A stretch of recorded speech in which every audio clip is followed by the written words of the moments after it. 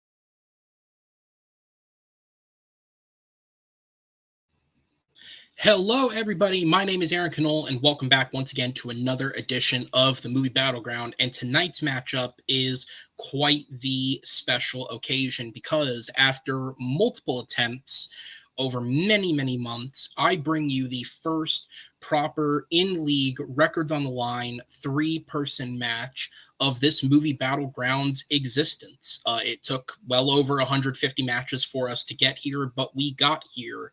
And I'm excited because not only is it a three-person match, unlike all the other matchups that we attempted to do, which, if you didn't know that, yes, some of the two-player matches you guys have seen in the past were at one point three-player matches that got broken up because somebody became unavailable. It's a three-player match with story behind it because we have, of course, Alec Miller and Jake Riese, better known to most of you as Tato, in here. And, of course, the last time that these two guys played, It was a match that I think both of these guys would like to forget for different reasons. Alec took probably the easiest win a player would ever take, and Tato took probably the toughest loss a player will ever take, and that's the most that we'll say about that. But in the time since that match has passed, both these players' luck has sort of changed. Alex has had a bit of a tougher run because he picked up multiple wins in a row there. He's had to play tougher opponents recently, which has sort of put him in a bad place record-wise. Tato, meanwhile, went on to pick up his first win upon returning from playing in that match. He is now on a 2-game win streak, looking to increase that. Now, you may ask, where does Chris Diaz fit into all of this? The last time that Chris Diaz found himself in the middle of a 3-way in which the other 2 players had history was the Wizarding World match between Amaru and Jay Burns, which he was also put in as a player by way of wheel spin that we did to decide those pair-ups for the Wizarding World matches. And arguably to date, that is still one of Diaz's best performances in the Battleground. So maybe there is something about finding himself sandwiched between 2 men with history that inspires him to perform at his best. And that comment is just as suspect as it sounds, but we'll see how Chris feels about it now, because we are going to bring him in first as we get to our players. With a record of 2 wins, 5 defeats, and 1 knockout, we are joined by Chris Diaz. Chris, welcome back, sir. How are you feeling coming into this? And please, God, don't say anything about the movies you just saw, because it'll be totally outdated by the time this gets uploaded. I won't. But I'm here to have fun. Jake and Alex are 2 players that I respect. I love Jake a lot. Love both of them a lot. I'm here to have win and lose. You know what? I love debate.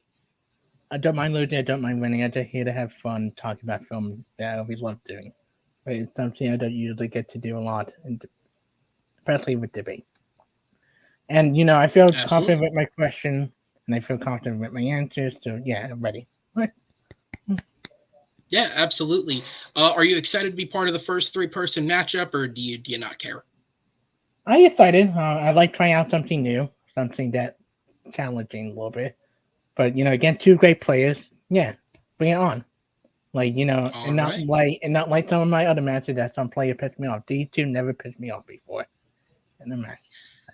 Oh, there's always a first for everything. So we'll go ahead and put you in the back, and we'll bring in the next competitor coming in with a record of 2 wins, 4 defeats, and 2 knockouts. He is Jake Riese. Jake, welcome back, sir.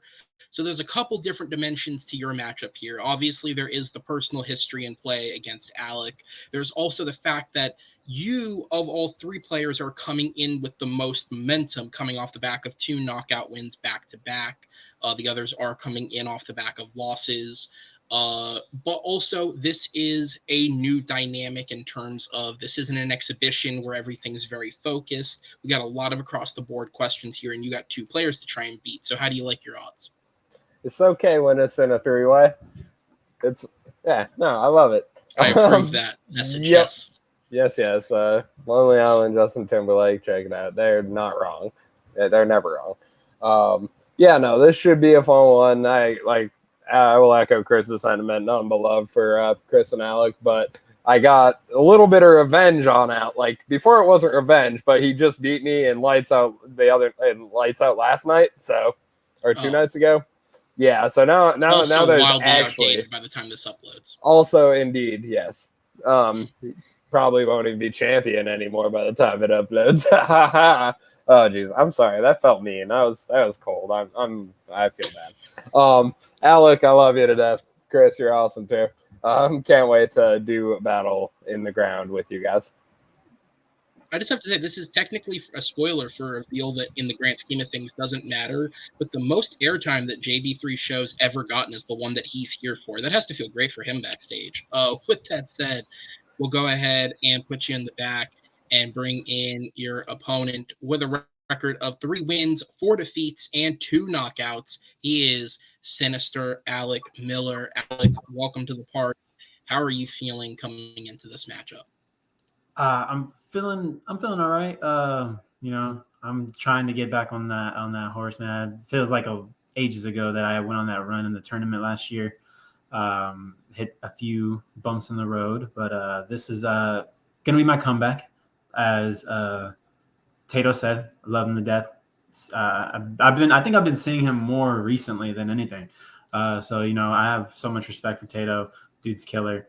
Chris, me and Chris always have, whether it's trivia or debate, we always seem to have some kind of competitiveness between each other. So it's going to be a good match. But Tato is wrong. I will still be the champ in Lights Out, even when this match comes out. Because I'm not getting beat. And I'm going to beat him here again. It won't be as easy as last time, but that's not. I came here for a good fight, and that's what I plan to do. Absolutely. Well, we have hopefully a good fight on our hands. Let's go ahead and bring in your opponents. And I don't have graphics cards for this, so you guys are just going to have to watch me say things instead of getting to read it on screen. For those who are audibly impaired, first off, this is a very weird show for you to be watching, but I'm glad you're here. The subtitles, I don't put them in, so I hope YouTube's doing right by us, but good luck. With that said, because the competitors don't get a choice of being in a three-way match, they get a little more leeway than the average match does in terms of the setup of it. So tonight's matchup is going to be played based on vote from the competitors with the exhibition rule set that we use in the three-way exhibition matches. So that means we are gutting the 2 minutes for each competitor in favor of shortening both the runtime of the match and expanding the open discussions of every round. So they will each get 1 minute to open, 1 minute to close, and there will be 6 minutes of open discussion in each round for the competitors, which of course makes the opens and closings that much more important. Backstage, we have 4 judges with us here tonight, just in case we do have any tiebreakers that are needed. Of course, I already mentioned Mr. JB3 is backstage. We also have Nicholas Hernandez, Alejandra Hernandez, and Maria Hammond with us. They will join us on screen at the end of each round and make a decision based on the competitors' arguments. With all that said, though, guys, are we ready to go? Yeah. Yes, sir. All right, so we'll go ahead and jump into it.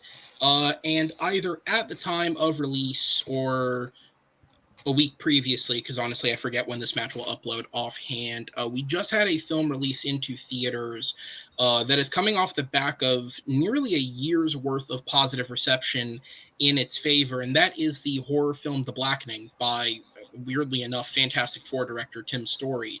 But it's a movie that premiered at festivals a little over a year ago to really positive reception. If you haven't heard of the film for any reason, the concept of it is essentially it is a group of friends go out into the woods.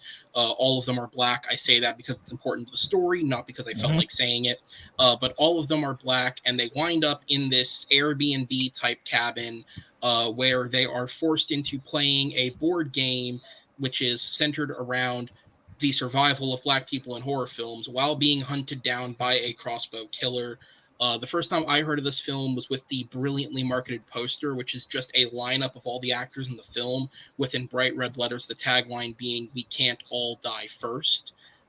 This movie knows exactly what it's trying to do, but it begs the question of, and obviously it's not out yet, so maybe I'm wrong, a movie that is both a horror film, a horror comedy, very referential in an era where things like Scream are much more popularized compared to where they were a couple of years ago.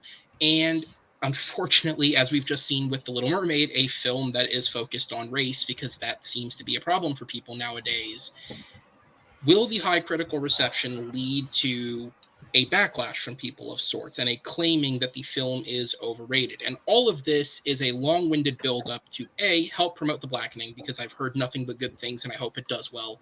And B, the question, what is the most overrated horror film of all time? And I have to say, these guys have picked some absolute doozies, but I think there's an argument in all of them. And that's coming from a guy who's not a horror fan. So that means I only watch the shit that people say is good. And I can see the argument for all 3 of these. So with that said, behind the scenes, they got to choose where they were placed in this match based on record. Is going to be going first on question 3. Jake, you're going to be going first on questions 1 and 4. Chris, you're going to go first on questions 2 and 5. So I'm going to go ahead and turn it over to you, Jake. So we'll go ahead and pull in the timer slowly as it loads for me.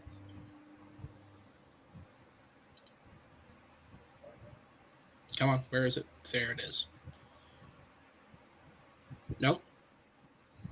Doesn't want to work. There it is. Okay. I'm going to disappear to the back and let you guys have this. I want to wish you guys, of course, the best of luck. And with that said, the timer will start for you, Jake, on your opening minute when you begin speaking. That's right. Alrighty. The most overrated horror movie of all time is Paranormal Activity. The reason for this is that there are people out there who act like this movie is good, and that's the opposite of what this movie is. It's a piss poor ripoff of Blair Witch Project, except they're too fucking lazy to even go outside.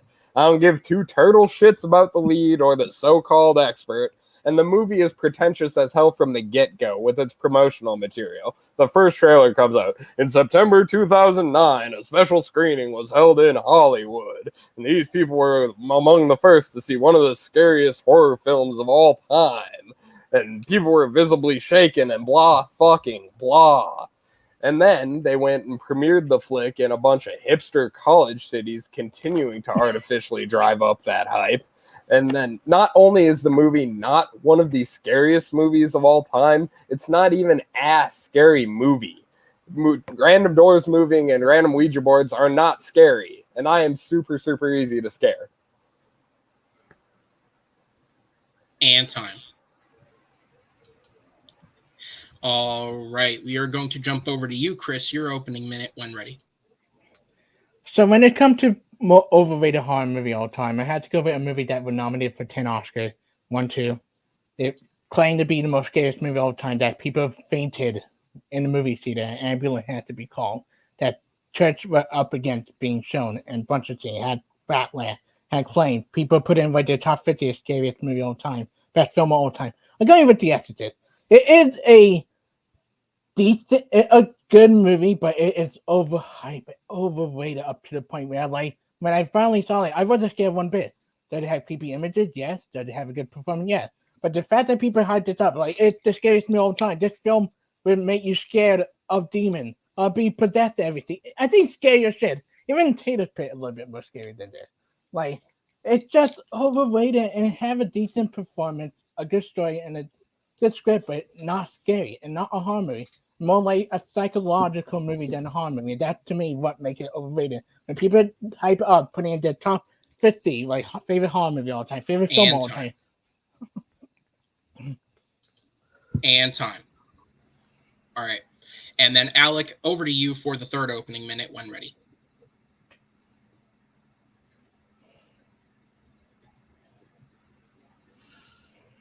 So for mine, my most overrated horror film of all time, considering that, horror is supposed to be scary, I actually picked the one movie in this group that is not scary. Yes, you have disturbing images. Yes, you have long, drawn-out shots that are overly drawn out that make up the majority of this movie. And that's Midsommar. Also, it's filmed entirely during the day. This movie has almost no scary moments. It has the shocking imagery that you got from Hereditary without the creepy moments that you get from the characters. One, because you don't really like any of these characters. And two, because there's nothing scary about you having this long drawn out shot of somebody walking from one cabin to another just to make up this almost 2.5 hour movie, almost 2.5 hour movie. It doesn't do anything for me. Yes, the images are disturbing, but as you've seen it once more times, it's not. All right. So that'll be it for the opening minutes. We have Paranormal Activity versus The Exorcist versus Midsommar. All right, guys, we're going to move into the open discussion period now. As a reminder, you do have 2 extra minutes tonight, 6 minutes on the clock. That timer will start when the first person speaks. I'm gonna jump right in.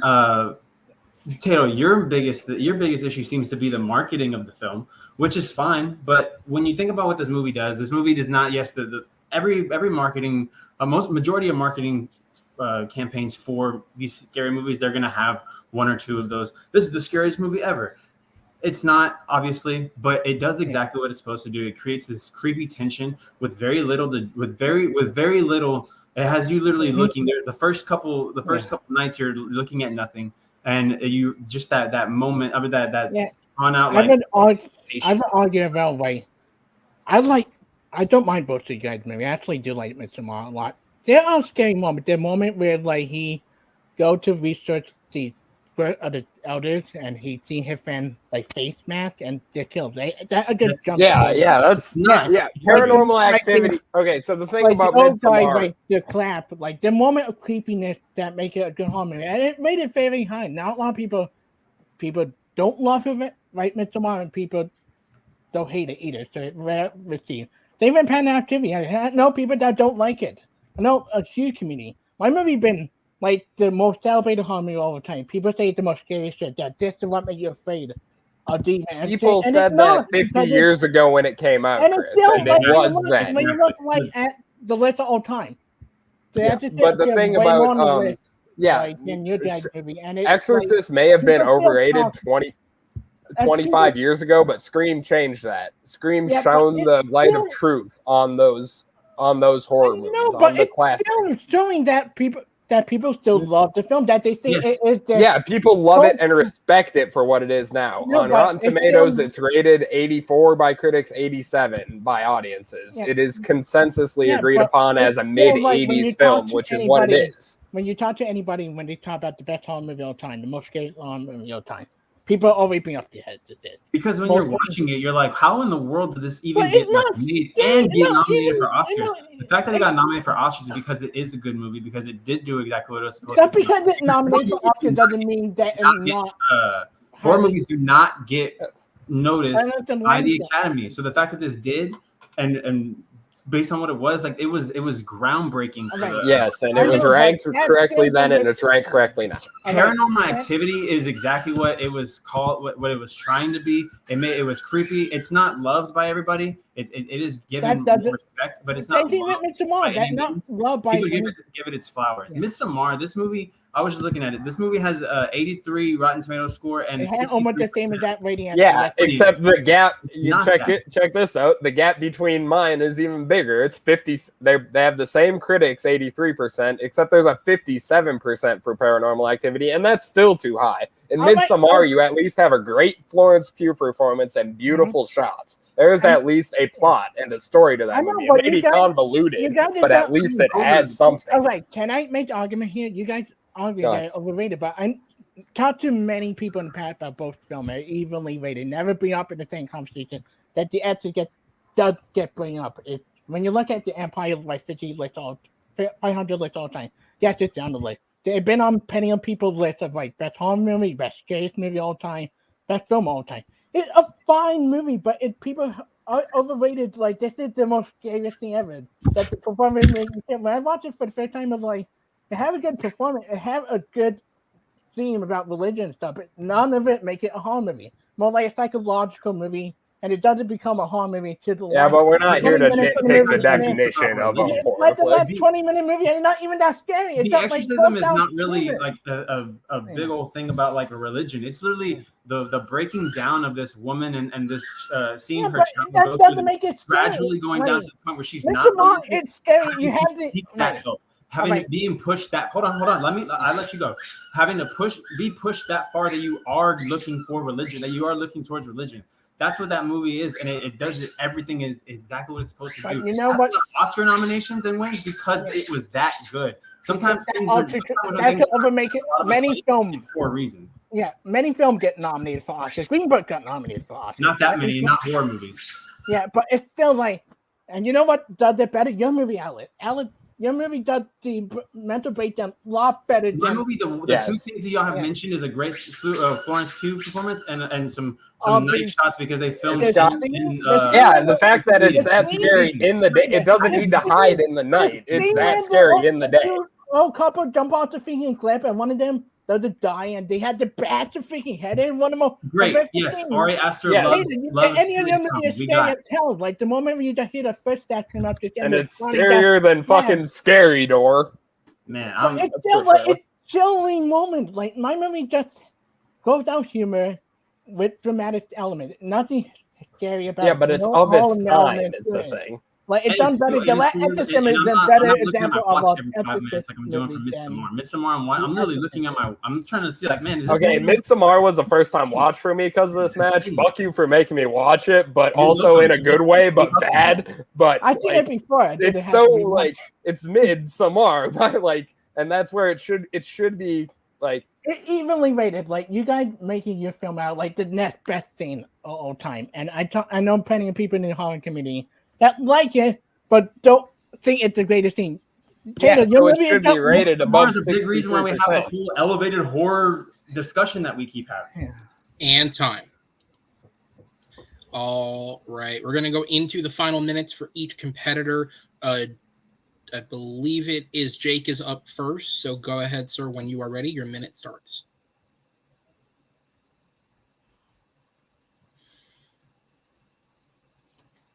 Okay, so Rotten Tomatoes has Paranormal Activity at 83 to 57. Midsommar is 83 to 63, I believe. Yep. And then so at the very least, fucking, it shouldn't even earn that 57. Sorry. Midsommar is not meant to scare your pants off. It's meant to be a mind fuck. Both Midsommar and Exorcist succeed in what they're trying to do. Midsommar is meant to make us now go, Jesus Christ, what the fuck? Exorcist is meant to do that to people 50 years ago, and it did that then. Exorcist right now sits right where it belongs, if not a little underrated at 84 from critics, 87 from audience. Midsommar at least has good performance and is visually stunning. It has something.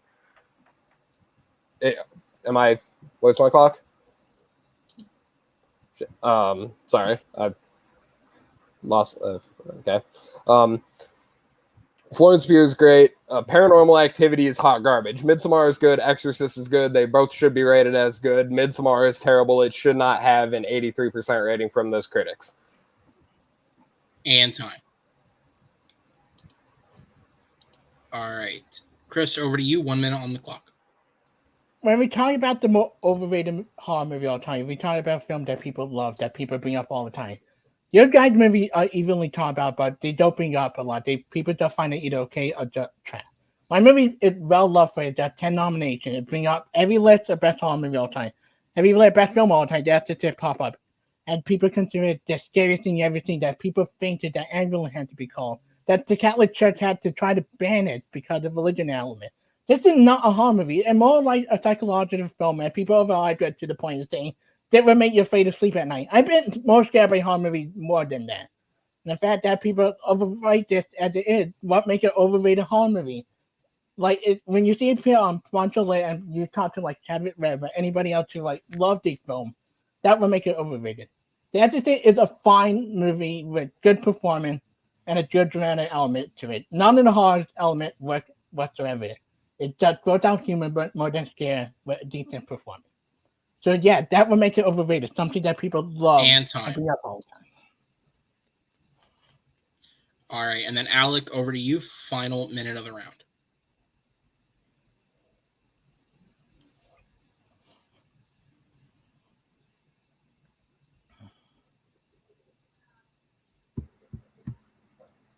So Midsommar has a great Florence Pugh performance because she is incapable of giving a bad performance. And that's kind of it. Some okay shots. That's not what I'm necessarily looking for in my horror. I want to be scared. There's no scares in this movie. There's some creepy vibes, whatever. I don't go off of vibes. I want to be scared when I'm watching a movie. Paranormal Activity had me glued to the screen. What they did with the with what they were trying to do and with the money that they had, like with just this camera, and we're able to build up this tension and show these creepy things, building with every night. Every night you're looking to see what's going on. The Exorcist is still, when you show that for the first time to someone, it is genuinely terrifying. It's genuinely disturbing. And it sticks with you for a while. And then as you keep watching it, it keeps that every time you watch it. It being overrated is absolutely ridiculous. It earned the acclaim that it got, whereas Midsommar got the acclaim that it got based off the fact of Hereditary. All right. Good first round, guys. Obviously, this is still new, so you're navigating how quickly you need to move, but very, very well done there. I'm going to go ahead and sit you guys in the back. I apologize to everybody watching as well as those here for the pace at which I'm moving. I promise I'm not slow. That would be the computer's fault. As we'll go ahead and bring in our judges here. All right. So for a 3-person match, we do have 4 judges here tonight. As I said earlier, similar to a regular match, we will move on once a decisive winner is here. So with that said, JB3, I'm going to go to you first. Who gets your vote, and definitely what's the main point that sold it? Okay, so for me personally, the person I picked, they explained more of why their chosen film was overrated, and their the other competitors did not give enough reasons to rebuttal why there wasn't. They were more on the aspect of either defending their own movie or going at each other's movies. But the person I chose had facts of why the film was overrated, was very clear in explaining why, and was able to rebuttal why the other two movies, in their opinion, was not was placed right. So my pick goes to Tato.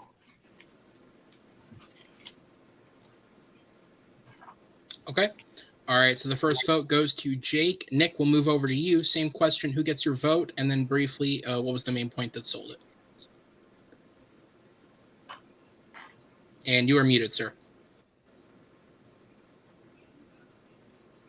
So this was a tough match.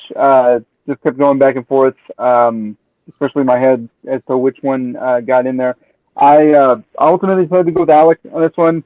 I just think that his point, he was a little bit more concise and measured in terms of the things that he didn't like about Midsommar versus the accolades of Exorcist, and also the praise that is worthy for Paranormal Activity. So that's what I went with.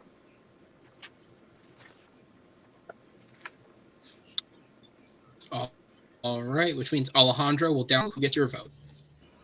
I'm with Nick on this one. This was really, really close. I love horror movies, and I think all three of the competitors had great choices. I do think that Diaz had me for a really long time, because The Exorcist is one of those movies that's not as scary as people think it is.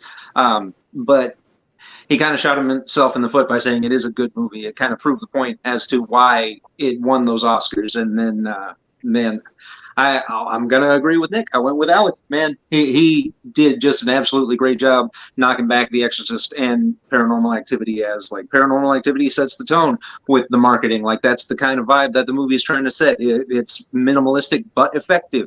The Exorcist earned their Oscars with a perfectly rated movie. So yeah, Midsommar absolutely won out for the most overrated for me. Sorry, there's a lot. I like horror movies.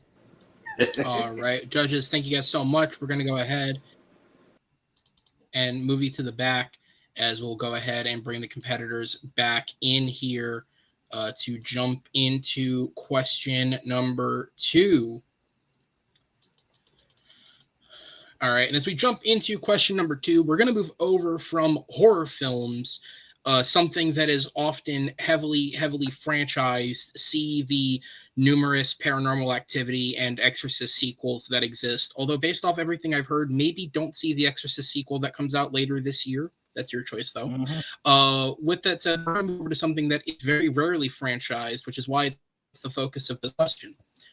One-off musical should get a sequel is the question that is on the table tonight.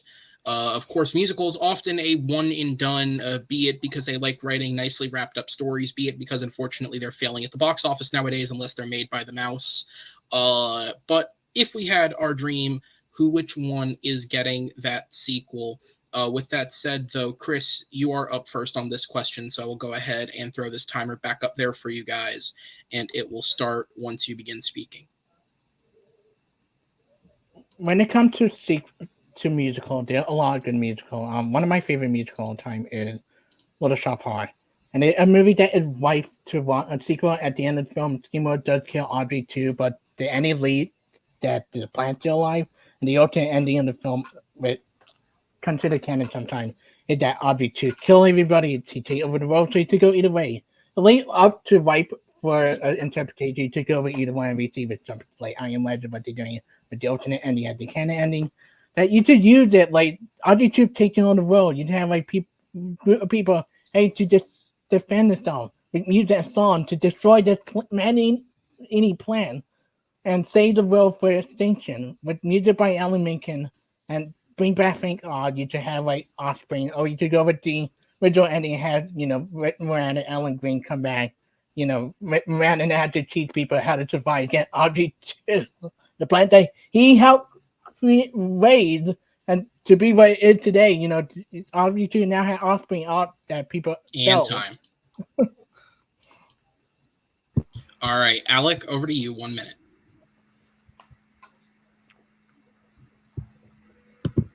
So I went with a more recent movie, and it's a movie that when I first watched it, I absolutely fell in love with it. I was like obsessed with it. I had the soundtrack and everything. I love this movie so much. But you do kind of get left at the end where you're like, man, I want to see more. Like I really do want to see more. I want to see how the story plays out. And for that reason, I chose Sing Street.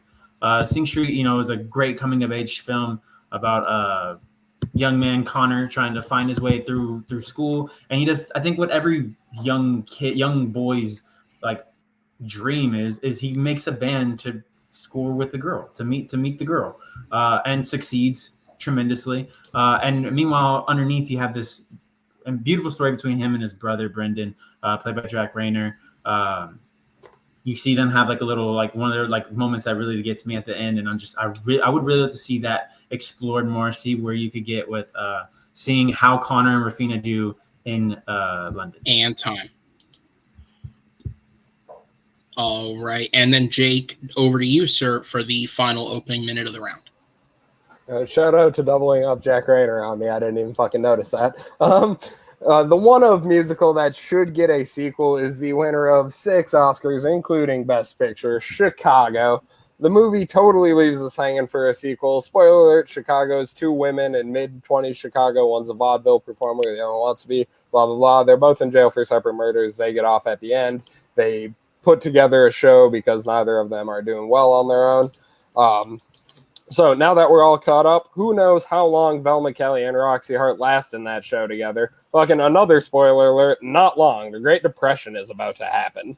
So, being that these ladies are already killers, and they even use Tommy gun props to shoot out their names in lights at the end of the film, they're going back to crime. There's a fuckload of crime to be done in Depression-era Chicago. We're joining a gang. There's a song there. There's songs about doing crimes, just like there is in the first movie. There's a bevy of amazing female actresses who could play these roles right now. And time. All right. Similar to the first question, I appreciate that you guys not only you picked 3 very different types of musicals. It very much makes the debate that much more interesting. And I, for one, am glad that nobody picked The Greatest Showman because, as I've said before in this show, fuck that movie. With that said, though, we do have Little Shop of Horrors versus Sing Street versus Chicago. We're going to go ahead and jump into the 6 minutes, guys. Time starts when the first person jumps in. Tato, you kind of shot yourself in the foot a little bit by saying you want to replace Renee Zellweger and Catherine Jones with I'm taking them into that's what made the first movie good with the 2 performers. Catherine Jones won the Oscars for the performance. I think Chicago, we don't need a sequel because it just be the same story again. Them murdering people, them doing the same shit. The first story is them in jail. The second story is them out of jail having adventure. It's a different tale. Kind of make a point. You want to see that? Go watch Megadoon. That's the more interesting Chicago thing. What are you doing? Also, not good criminals. They are not like criminal masterminds by any. They like I said, they joined a gang. They're not off doing it on their own. Alex, I love Sing Street. I do. And my favorite John I Connor don't want to see more of it. But I'm perfectly happy with where that movie ended. The 2 of them going off in the distance and, them starting their own journey together. My movie leave it open with the RG2. That's a joke. Are you talking about the theatrical? What are you? Okay. We took over either one because remember, many movie directors go either choice. Okay, Earth is, at the end of the alternate version, Earth is dead. Fucking, there's just man-eating planets, so there's no sequel there. Yeah, no, and not really dead. It's just he took over the role, and that's what RG2 is. All of the humanity is dead at the end of that version. Yeah, but there might be a small group of survivors. It's on the music go out against the planet, but you go with the original ending with that, Devil RG2 Offspring up there. You have Red Romana Alan didn't come yet. Went around to be the guy. He'd be the ex-villain. He had to teach the people how to defeat RG2. The thing he helped So you're Wade not to like be the you're man. gonna bring like Rick Moranis isn't even acting. Like if you're gonna come at me with casting at then you're the Chicago. Like I'm recasting them because I'm taking a movie that was set in a movie from 2002 and setting it 4 years later. I have to make them younger.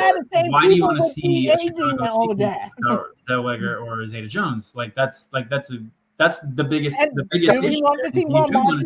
Honestly, Chicago existed as a musical, as a play, way before Renee Zellweger. Like people played Roxy Hart and Velma Kelly before Catherine Zeta-Jones. And my movie had more right for. We can recap.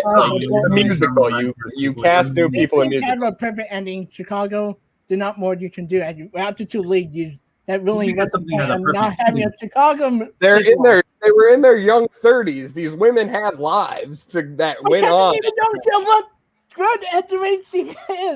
But just because a movie has a perfect ending doesn't mean that you don't want to see you can't see there a bigger story there. There's another story there. When it comes to Little Shop of Horrors, I don't want to. No one wants to see. It's Little Shop of Horrors 2 is jumping the shark no matter what. There is no good Little Shop of Horrors 2. Story where evil dad, you get someone like that. All right, I'm going to talk about Sing Street for a minute because that was a new to me movie and I really dug it. But the thing about Sing Street is that it's a perfect time capsule of itself. It doesn't need to like there's nowhere you can go with that one either because if the band makes it all mega happy, then that's just cheesy. And if they don't, it's a bummer. Luckily, the question isn't what one-off musical needs a sequel. It should get a sequel, and it should be the one that made that literally is like, oh, this is a great movie. This continues. The two leads are still alive. I want to see Connor try and get out there. I want to see him out there. I want to see at the very end of the movie. I want to see him be able to bring his brother over to have that guitar solo that they talked about in the first. I don't want to see it because it's too cheesy if it goes that way, and it's too much of a bummer if it goes the other way. One story at the end. Mine leaves stuff to interpretation. You got both anyway. Leave many material. It'd be a great tribute to Howard Ashman. Brian Kenny Allen can come back. Write more music for it. And you get the two lead back who are still alive up to this day. Can't think someone like Sam Raimi to do the horror element well, especially with the CGI today with the RG2 would be astonishing. And if you do a little like Ash Williams style with make it like he had to help people defeat the thing he created. Why would you want Sam Raimi doing splatter in Little Shop of Horrors? That would not do anything for. But even I think you get anybody. That's not what you watch Little Shop of Horrors for. You don't need the horror. The horror is not. It's a goofy little thing. The bud at the end still being alive is a joke. It's a joke. And it's because I'm assuming the alternate ending did not go very well for everyone fucking dies in the alternate ending. So why would you want to either do that or just continue with this? Because there's showing right for interpretation that you can do more with it. It's cheerful. There's no good that can come out of the hack. You don't need to give him more stuff for him to do the ruin. And Sneaky and Amazing One story. It does not need a sequel. The ending is perfect. It is. The ending is perfect. They go off to London and you go. So no one likes new. Shame on you for me. This is a great. Like Little Shop of Horrors is this nice little fun film. It doesn't need to go any further. You know that they're gonna live happily ever after. It's that typical musical thing. It's like in this real world, and you want to see do Rafina and Connor make it. Obviously, they will because they do make it.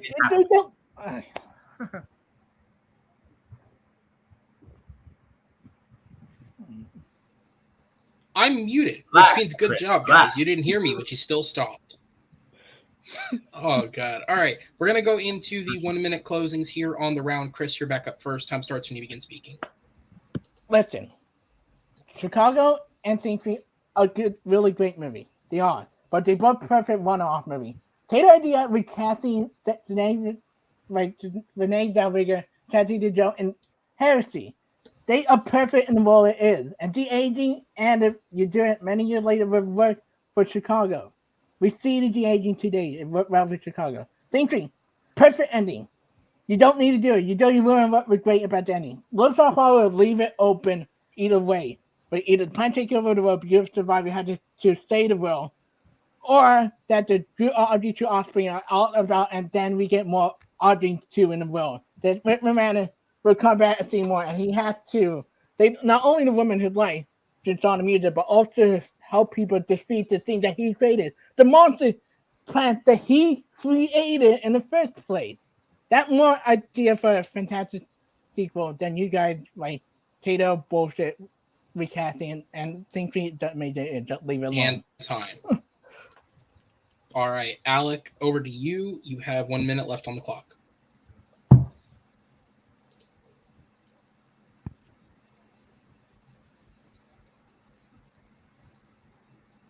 Little Shop of Horrors is the most one-off musical of these musicals, of all three of these musicals. It is a great one-off. It doesn't need to be explored further. We know that the bud is gone. Yes, a little bud survived.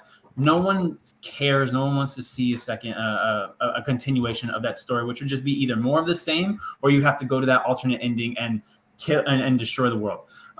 With Chicago, unfortunately, I do think Renee Zellweger and Catherine Zeta-Jones not being able to be in the movie is what affects the want for the sequel.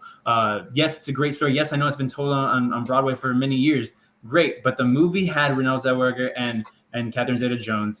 I think it needs them, and if it doesn't have them, who wants it? Sing Street is it's one of those musicals that is like, yes, it has its big moments, but it's also based in reality, and the story does continue with these two. And I would love to see them. You saying it's a perfect ending, that doesn't do much for me in terms of like not wanting to see a sequel. I would love to see where these time.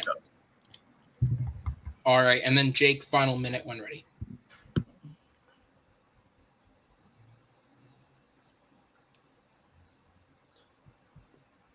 All right. Sing Street is a beautiful slice of life and wraps up perfectly in a neat little bow. You said it yourself. It's a coming-of-age movie, and by getting on the boat and driving to London, spoiler alert, he's come of age. You said it yourself. They would have to get together if the sequel were to happen, and I don't want to see that because it's just cheesy. I would rather not know what is happening with him, as much as I love that story to death. Little Shop of Horrors is just fucking so jump the shark that no, you can't do that. You have to recast them. I'm not putting weird CGI Luke Skywalker in this movie when we have fantastic actresses capable of playing the role. We have Jennifer Lawrence's, we have Scarlett Johansson's, Emma Watson's, we have amazing talented actresses in their young 30s, young 40s range that can take over these roles, and that's how musicals work. They get cast. Like, did we bring back Rita Moreno as Homegirl in West Side Story? No. Tato, I don't want to, but you know, right, they talk about Scarlett Johansson remake of Little Shop. I laughed there. Sorry. All right, so we'll go ahead and put you guys in the back. We will bring the judges forth to make the decisions here. As we'll go ahead and pull them in. All right, so for this one, up first, we'll go to Nick. As concise as you can get it for me, who gets your vote and what was the main selling point? Again, another really, really tough match. Another genre I'm very familiar with, musicals. But I ultimately decided to go with Tato on this one. I think that I love Chicago, and that's such a great movie, but his pitch for a sequel was really pretty solid and something that I would like to see. And I do think that his point about recasting and the fact that Broadway, in terms of musicals, when they're put on stage, are always recasting, was pretty sound and able to knock down the others' detractors in terms of like what made the movie work. So that's what I went with Tato. All right, which means we'll over to Alec. What's your vote? Once again, I'm with Nick on this one. Like, I love musicals. I'm so glad I was able to judge both of these rounds. And again, really solid picks from everybody. But and this is weird for anybody who's ever seen me and Nick judge a match because we very rarely ever agree. But I'm also going with Tato for everything that Nick said, like the idea of being in the Great Depression, being a crime dramedy with these two characters would be fantastic. I kind of wish we had gone into like Bonnie and Clyde the musical or something like that, Thelma and Louise, anything. But Velma and Roxy can be done by anybody to varying effect, just depending on when you see the show, how you see the show, etc. So Catherine Zeta-Jones and Renee Zellweger aren't necessarily needed. We just need to set that tone with these characters. So yeah, Tato, 100%.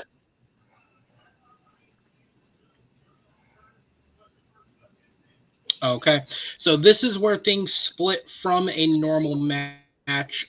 Because the judge normally has to win the majority of votes, we are going to keep going just in case.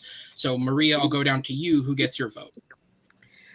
Well, I listened to everybody very carefully. The one that really defended his own movie that, and made me, as Nick said, want to see the sequel was Tato, and he gets my vote. He, for everything they said, he's really good at bringing up problems in theirs and also highlighting his own. And I didn't see a lot of that. I didn't see a lot of defense on the Sing Street or on Little Shop, other than, it was, they were arguing about something. I don't know what it was, but anyway, Tato was concise. I understood what he wanted, and I agreed. It'd probably be a good sequel.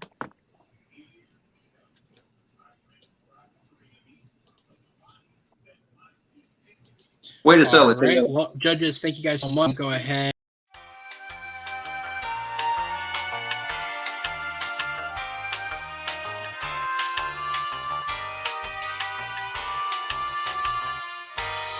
Number 3 here, this matchup. A question, they're going to bounce from musicals, which have recently had their time in the sun. And we're going to go to a very specific franchise. We are talking about Rocky films, but even more specifically than that, I want to take the time to focus on the Creed films, because with the release of Creed 3 this year, there's an argument, if it weren't for the fact that the movie wasn't even out and they were like, Creed 4, that this trilogy could go down as one of the better trilogies, at least in the last 20 years, if not, you want to make the argument for all time. And so I want to jump into this because, in my personal opinion, one of the best things about the franchise is the screenplay writing across the board, whether it's Stallone, it's Ryan Coogler writing it, whether it's they brought in Zach Baylin on the last one. The writing in this trilogy has been stellar top to bottom. And so the question here in connection to that is, and it should be who, but I phrased it incorrectly because that's how my night's going. Who is the best character of the Creed trilogy aside from Creed? Because it'd be way too easy to pick the leading character of the trilogy and say he is the best character. So of the many supporting players that are in these films, who is the best? With that said, though, Alec, you are up first on this question, so I'm going to throw you. The timer will start back up for you once you begin speaking.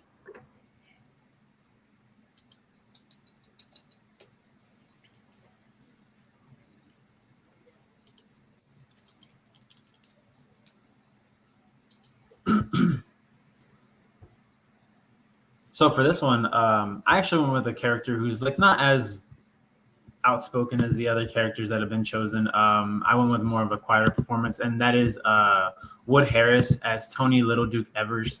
I think he does a great job of really carrying the training for in Creed 2 for Creed for Adonis. He really takes up the mantle that his dad Duke from the other movies gave, and being able to see him train Adonis to get to where he can actually do what he needs to do, and seeing Tony really take him there and being able to kind of fix the errors that Duke made in Rocky 4 is actually really nice to see. Wood Harris puts in a really great performance, and enjoy his character a lot in the movie. All right, that is time. Jake, over to you. You have 1 minute on the clock. Alrighty, so let's take a good look at the question here.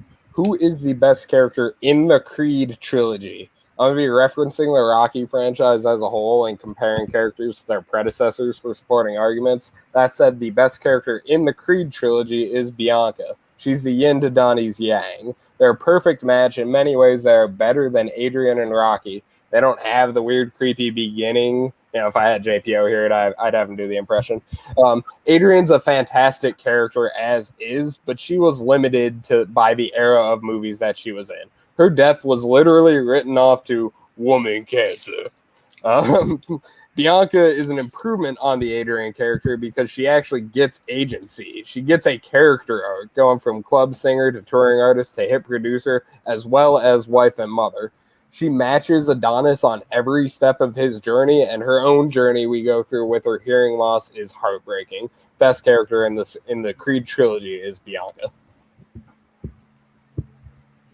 All right, and Chris, we're back over to you. Final minute on the clock. I think the best character in the Creed trilogy, besides Creed, is the character from the original trilogy, but I thought done way better in the Rocky. I think what they did with him, him being the trainer of Creed, only up to the mistake he made in Rocky 4 and actually helping his Creed's son out and making him the man he is today. The moment together, right? The crowd joke, right? Creed calling him uncle and all of that. It's a cute moment, and every moment with them is beautiful. Delivered powerfully by Sylvester Stallone, but also a great moment, quiet moment. That's up with his son, with him, the second one, trying to reconnect with his son, and him fearing that he won't have that relationship anymore, and him fearing that Creed would die by Ivan Drago's hand, that he doesn't want to see it. Then he actually does help out in the end. I think he is the character that well-versed. He's dealing with cancer and all of that, like his wife did. And Sylvester Stallone creates a great character arc with the character from 1 and 2 that you really miss in 3 because it's just amazing what they do with Rocky. And time. Yeah. All right, we're going to go into the 6-minute open discussion. The timer starts back up when the first competitor hops in. I will start on this one. Little Duke has zero character arc. He's a high-level boxing trainer at Delphi Academy. When we meet him in 1, he's a high-level boxing trainer at Delphi Academy. When we leave him in 3, there's nothing that happens in between. He's not even a secondary character. He is a tertiary character at best. He adds very little to the proceedings. Even the fact that he's Duke's son is just a fact and it really does nothing for the story. I've only been talking for 20 seconds. Give me more time. As for people we've seen in the franchise who are in the capacity of trainer, Little Duke ranks pretty at the bottom of them. He's nowhere near his father or Apollo or Rocky or certainly Mickey, who's way up there. That said, at least Little Duke is in the entire trilogy. Rocky is not. If we're asking who the better overall character is, sure, Rocky is one of the greatest characters in film history, but the question is who is the best character in the Creed trilogy? Only 40 seconds. I swear you guys can have more time when I'm done with this one. All right. So let's say we don't even need Rocky to be in the whole trilogy because he's not in 3. We don't need him in 3. I don't even think we need him in 2. If he wouldn't have survived his battle with cancer, we could have made it through without him. We don't need him to motivate Adonis for the Drago fight. He's plenty pissed as is. Overall, we just need Rocky to get the ball rolling. He's not even in the whole trilogy. Carry on. All right. I think Bianca is a great character, but I think she is wasted in Creed 2 and 3. I think a lot of the things that they gave it to her, they gave it to the mom. I think the mom is a stronger female character in the Creed trilogy. Like, especially the moment where the whole Johnson Major, her Kiwi, that secret and everything. I think what they did with Rocky, yes, he wasn't in 3, but what they did in 1 and 2 is better than anything they did in the Rocky franchise with his character. They gave him an art. They gave him that, everybody he knows died. And Adonis Creed, the only thing hanging left he had left to connect to. He had the guilt of what happened with Apollo Creed and the guilt of what Drago did, that he could have flown in terror. You get this great quiet moment with Rocky, and it's just like it serves the character better than any character in Creed. You get, the opponent is you in the mirror, they let you spend some time together. A moment like that, moment when they talk about the proposal in Creed 2. Take out Rocky for Creed 2, lose the humanity of it. There's a great moment with Rocky in Creed 2, with the guilt, with the moment with the proposal, like when the baby get born, and then sharing that moment together, and trying to call his son out, and then you leave it perfectly the way it is with, him going back to his son. I think that better than anything. Bianca, great character. Really, she was great in one. And her chemistry with Michael B. Jordan is great, but she doesn't get a lot to do. Like, she slowly get back together with him, showing back off the hotel. Them talking together. Just jump to the next scene. Yeah, it's cute that Rocky's there for the kid. And then she, rather than her realize that she needed to be there for Don and two, she had to listen to his mom, who is the better character in this franchise for female characters, who gave her the be by his side, I was with his father's side, and I think in 3 she's not given a lot to do. She got reacting to that queen once again lying to her. But is the problem with the relationship? I tend to notice that he lied to her a lot in situations about his past. Then her reacting. Her daughter is more cute character than 3, I would say, honestly. And I think P3 is hurt by the fact Rocky not in it because the mom. Let's let Alec cook. I was gonna say I'm just stuck. I'm still stuck on Chris saying that the best the best story arc from Rocky. Rocky literally all his movies he goes through a story arc in every movie. Like that's the whole point. But they do more in 2 movies. It's just that's just for everyone leading up to this the movie going, is Rocky gonna die in this movie? And then he does, he doesn't, which is perfectly fine. But that doesn't make it could have gone either way. We don't Okay, yeah, like you said, it's cute that Rocky's there for the baby, but we don't need Rocky to be there for the baby. You know, to be there for the baby, Bianca. We need Bianca to have the baby. But you still don't have that. It doesn't function without Bianca. With her in 2 and 3, the moment, especially when Adonis is down and after the draw would beat the shit out of him, Rocky show back up, despite them yelling at each other in the hospital room, he does show up and say, I'm here for you. And then when they find out the baby born, Dan and Levy, they go together. Their relationship together is the best part of the Creed franchise. The father-son dynamic they have, the back and forth, the uncle, the cloud show, the proposal scene, the mirror moment. It's a great moment. I think that will hold the Creed trilogy a lot together. He's not in 3. I think what he did in 1, 2, make up for the fact that he's not 3. He's not in 3 because he's not necessary because he's not that great of a character in the Creed trilogy. With Little Duke, you get to see him. You get to see him be the Mickey character, but he's not close to Mickey. Don't put them in the same sentence, bro. Maybe he got a comic relief. Silly man. I think you guys are completely undercutting the character of Little Duke. I think what he does, and he comes in and he does exactly he does his job. He motivates what does he do? What are the things that he does allegedly? Is the reason why he does fucking nothing. How dare you guys? Does nothing. Y'all are completely. You know what? Y'all go into a boxing ring without a coach like Little Duke, and you see how. I'm gonna go into a boxing ring with a coach like Mickey, with a coach like Apollo. He gets to redeem his father after allowing. Duke doesn't need redemption. Himself more than Duke does. And time. All right, we're gonna go into the final minutes for each competitor. Alec, you are up first. Timer starts up when you begin speaking.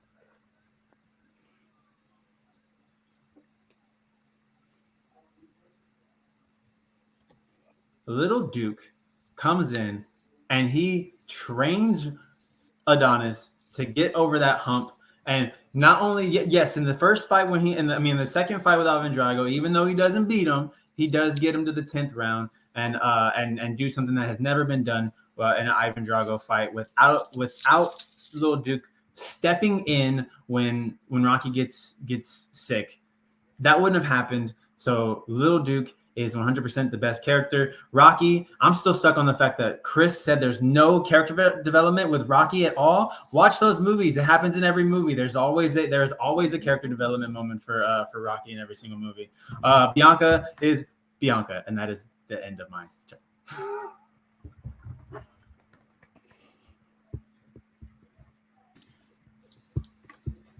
I will take that as time. We'll go ahead and jump over to you, Jake. Time starts when you begin speaking. overall, when you look at all three characters and the roles that they fill, Bianca is a superior love interest character to even Adrian, while Rocky and Little Duke are inferior trainer characters to Mickey, especially, and Apollo when he's in his training capacity, and Duke, his father, like Duke Sr., who doesn't need redemption. Alec, I appreciate you trying, but Little Duke, like I said, has no character arc, no growth. He's doing the same thing in the first movie. There's no character to him. Rocky is one of the great characters of film, but he is not the best character in the Creed trilogy. That belongs to Bianca. We need Bianca in all three movies. Rocky isn't in all three movies because we don't need him in all three movies. Quite in fact, we need him to not be there for Donnie to grow. That just shows how much of a character he doesn't need to be in this franchise. Like, we need Bianca. She's great in all three films. She grows with Donnie. She is also coincidentally like one of the best actors in the film. All right, and then Chris, over to you. I don't love how Tatum trying to make Bianca like the greatest love interest she is. She is a decent love interest. She is great in one, but she's barely given a lot to do in two. I think Adrian does a lot better in Rocky French. See what Ryan Coogler and the other director did with Rocky is really good. They give him this emotional arc, but they also give him great character moment. Without Rocky, Donnie wouldn't be who he is. He would have held back his anger.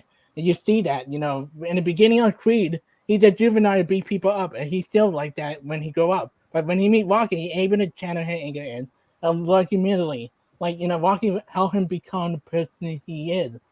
Bianca sat there as a love interest. Name me anything she does besides the first movie, because being emotional support and the little moment together. Nothing in Tomb 3. Rocky had the mirror scene. He had the going up the steps scene, the training scene in book 1 and 2. And a little moment they had the little back and forth. That was the relationship at the end. He doesn't, right? He's not in feed of 1 and 2 enough. Make him the best character in the Creed trilogy. That's better than him. All right, guys, another great round there. I'm gonna go ahead and sit you guys in the back, and we will go ahead. There it is. We'll go ahead and bring the judges in this time around. And we will go ahead slowly but surely as they all load in. There we go. All right, so Alejandro, to you first. Who gets your vote, and what was the main selling point? Yeah, talk about two rounds that I knew a whole lot about and going into something that I know absolutely nothing about. I haven't seen any of these movies. I don't even want to hear it. The first thing, I'm blind going into this. All the characters I thought were brought up pretty well, except for Alec. Watching that 6-minute back and forth was wild. They kind of split it into 2-minute segments just inadvertently. Everybody got a chance to speak on everybody else's movies, and except for Alec, he got very, very few points in. He's the only one that didn't benefit. Tato had me for a really long time, but I'm ultimately going with Diaz because everybody agreed, Rocky is a great character. We know he's a great character, and Tato helped him out by saying he's one of the best characters in film, period, not just this trilogy. So, yeah, Diaz gets my vote on this one. All right, Maria, over to you. Same question. I was very conflicted. I don't think Bianca is the best character. I give it to Chris. I agree with Rocky. I agree with his arguments about it. Like you say, Tato does a really good job of, breaking things down. But in this time, again, there was just enough said that it's like, yeah, you're right. Rocky's a pretty good character. He's the whole start of everything. So I have to go with Chris Diaz this time.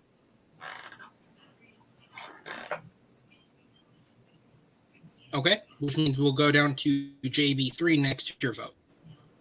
Yeah, for me, this was actually kind of a landslide. Unfortunately, for Alec, he didn't get, like it was mentioned, he didn't get a lot of time to talk about Little Duke. The selling points for me for my choice was, for one, how Tato brought up that Rocky is a great character in the Rocky series, but not the best in the Creed trilogy, which is what the question is about. And also, I mean, he hit so many points on why he believes that Bianca is the best character from the growth. And the other point about Rocky, he brought up is that he's not even in the third movie, which is a huge hit for him being the best in the whole entire trilogy. So with all that being said, I picked Tato for mine. All right, which means we'll go over to Nick. Yeah, very, very tough again. Like with Alejandro, I got nothing. I've seen the first Creed movie, and then that's it. Um, I I think this round is over in like at the beginning of that second round. So I went with Tato.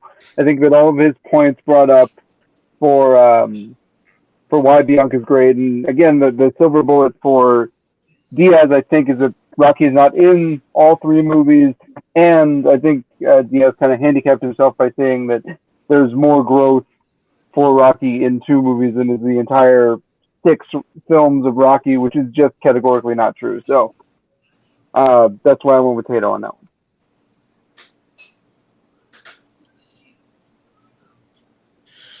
All right. So that means it'll go to me to tie break between Tato and Diaz. I wish I could say I wanted to fight for Alec, but sorry, brother, you kind of got put 3-3 there, unfortunately. And of the two, in terms of the question, which is the overall character, and that's where the defining point is, I do give it to Diaz. Because in the context of these two films, I think he argued that individually as a character, Rocky has the best arc, and Rocky has an impact on Creed as a character. And I also think Diaz had the strongest knock against anybody in this round, because unfortunately both competitors did sort of write Wood Harris's character off, so there wasn't as many strong knocks against it, but Alex just never got the chance to fight back either. Chris mentioning that a lot of the strong character moments where Creedo's growth, especially in the sequels, do go to Felicia Rashad's character as his mother over Bianca. There are scenes where she could make sense and maybe would have made more sense, where he gets those moments with his mother instead, whereas when Rocky is in those first two films, despite not being in the first film, he is an impactful character in both his own arc and supporting Creed. So I think it was a really good argument, a really good back and forth between those two in that. Thank you guys. I'm going to go ahead and put you back, and we will jump into the fourth question of this matchup, which means at this point, nobody is pulling off the out. We are going all the way to 5 planned questions here.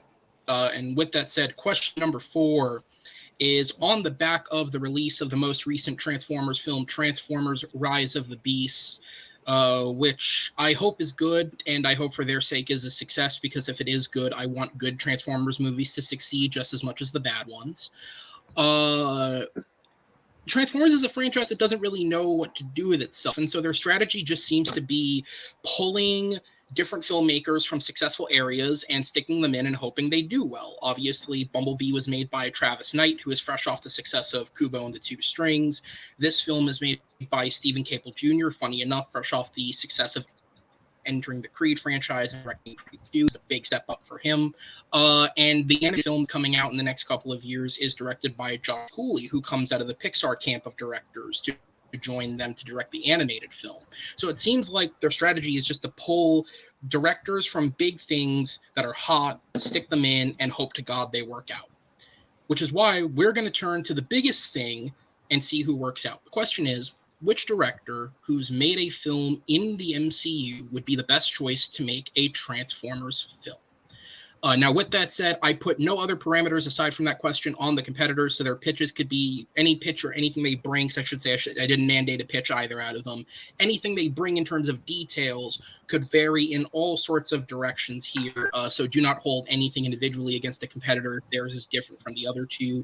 And again, I should also state, as I like to in these scenarios, this is not a question where I mandated a pitch.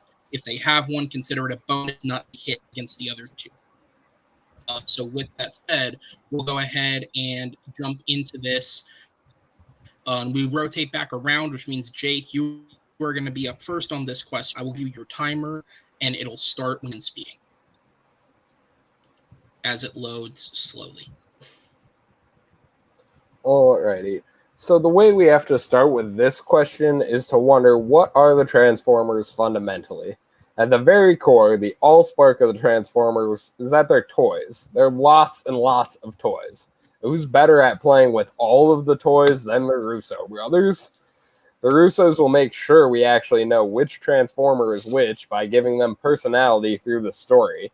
The action is going to be a whole lot less shaky cam and base explosions. Instead, we're going to get great action team-up scenes with a multitude of different Transformers with character and heart on the level we've seen through the Captain America and Avengers franchise, which are widely considered the best action scenes in the MCU. Like from the small scenes, like the elevator scene, or Bucky and Steve versus Tony, or that, like, to all the way up to the big, huge spread scenes fighting Thanos.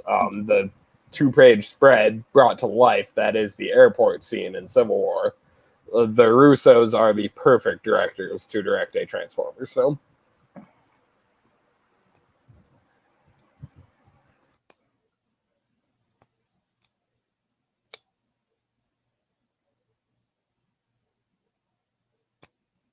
You needed, Aaron.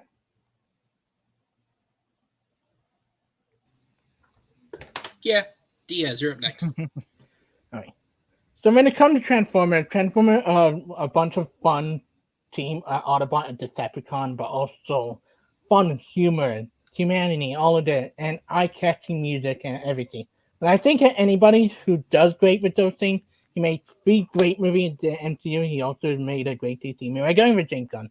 James Gunn is known for making fun, entertaining rad group of teams that, all dysfunctional. He also made great villains, like whether you talk about High Evolutionary or Ego. He also made great use of music and action, whether you see the No Sleep in Brooklyn scene for Guardians of the Galaxy 3, or, Mr. Blue Sky in Guardians of the Galaxy 2, moment of humor, action, and heart. And I think that's what you need in Transformers, not other eye-catching, imagery and all of this. He does great with action, he does great with character development. I think he did do so much with Unicron and Megatron and Optimus Prime of Bumblebee than Michael Bay or any director could do before, and make them human and I. That thing you root for actually make them interesting human characters. That's what he does best. And time. All right, and then Alec, over to you for the final pick of the round. Go ahead.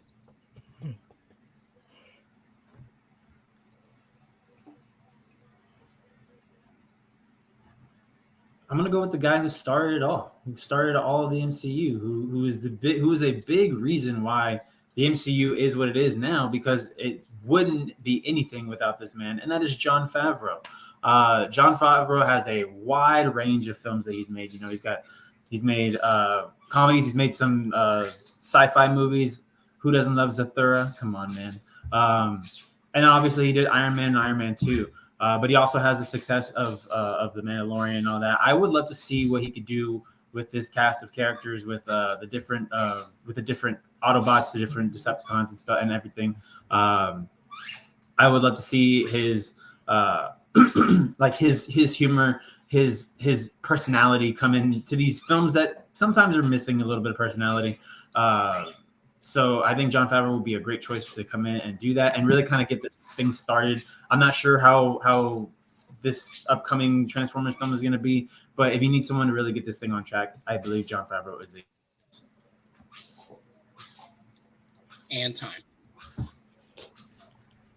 All right, so we have the Russo brothers versus James, which is Jon Favreau. Be honest, guys. Did you guys just look up everybody's wish list for Secret Wars and just pick the different names off of it? Is that what happened here? No, I'm kidding. I'm not wrong, but I'm kidding. With that said, we're going to jump into the 6-minute open discussion. The timer starts up when the first competitor speaks. I didn't go first. Chris, why do you hate? Hold on, I want to say, why do you hate James Gunn? He's already got so much on his plate. All right, okay. He's got to fix the DC universe. All right, okay. Let me talk with Jon Favreau. Jon Favreau is a great independent director. His thing beside Iron Man, like Cowboy vs. Alien, or any of his and Lion King, he made 2 great blockbuster movies with the Jungle Book and Iron Man. He ever made a lot of, and he made great independent movie than blockbuster movie. Have we seen that time? And the action sequence. His action sequence at the end of Iron Man is one of the worst final action sequence in any MCU movie. It's so over CGI. It's so dumb. 2008. I don't want to see that done to Optimus Prime Megatron. I want a good fallout. I think what James Gunn does well, he does well with music. He does well with characters. He should actually do something right, similar to Travis Knight did with Bumblebee, and make interesting human characters you told through Velvet Thought about Decepticon. See what he does, and he should use any of his MCU or DC cast to bring to this thing.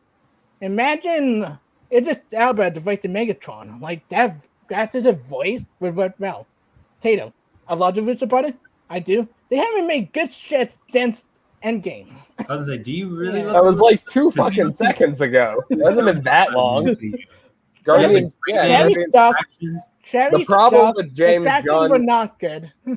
Okay, the problem with James Gunn is that there are too many characters for James Gunn to put his stamp on. They're going to be, he maxed that at around 5 or 6. He's not going to have close to the same relationship to the Transformers as he does with Rocket, and that's what makes the Guardians films work. No, also, Transformers has to play on Earth, whereas part of the magic of the Guardians is that they're in space. Like, yes, you can have space-based scenes in Transformers, but the movie has to mainly play on Earth, and that's where I worry about James. You want to do any of his other movies, Suicide Squad, on Earth, does well. And it, you do what he does with Rocket with Bumblebee. Bumblebee is a character, and Optimus Prime, both characters survivor of the Autobot just has become war. You should make good arc with them. He should use any of his characters from any of the MCU movies. I think the Russo brothers are good, but they sometimes lack with delivering emotionally satisfying stuff. I think the stuff outside of the MCU and before the MCU really are not good. Cherry were not good. Strategy not good. You made the piece suck. They really inconsistent, and unless they're working together and they try to do stuff effectively, it never works. And same with Travel. That's what's going to happen. I say James Gunn, outside of when he's making his smaller horror films and when he's making a superhero movie, you're kind of like, okay, like I don't necessarily know if I want to see James Gunn try to juggle these characters that we don't necessarily even know if he loves. We know that he loves superheroes. That's why those films work, because we don't know if the Russo brother and Jon Favreau love. But their direction isn't based on their love of characters the way Gunn's is. With the Russo brothers, their issue is almost the same as James Gunn, but to maybe even a worse extent, which is outside of the MCU. They don't really do much for me. They're not able to build those characters. Of those characters that necessarily they didn't even start in Captain America: Civil War and the Winter Soldier. They had to piggyback and have this giant direction. They're coming in. That's what the Transformers is, though. But then he with Jon Favreau, he haven't besides the first Iron Man, Cowboy vs. Alien sucked. Jungle Book was a good remake, but it wasn't really juggling a lot of characters.